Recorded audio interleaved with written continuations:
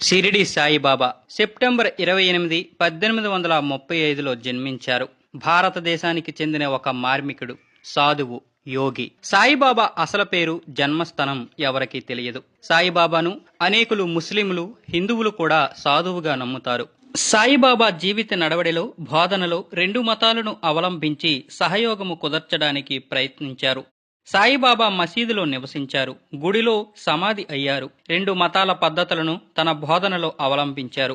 ఈయన రెండు సాంప్రదాయాల యొక్క పదాలను, చిత్రాలను ఉపయోగించారు. సాయిబాబా యొక్క వ్యాఖ్యలలో ముఖ్యమైన ఒక వాక్యము అల్లా మాలిక్ సబ్కా మాలిక్ ఏక్ హే, అంటే అందరికీ ప్రభువు ఒక్కడే అని అర్థం. ఎక్కువ మంది భక్తులు, ప్రధానంగా హిందూ సాంప్రదాయానికి చెందినవారు, సాయిబాబాను శివుని, దత్తాత్రేయుని అవతారం అయిన సద్గురువుగా భావిస్తారు. సాయిబాబా బోధనలో ప్రేమ, కరుణ, దానం, సంతృప్తి, శాంతి,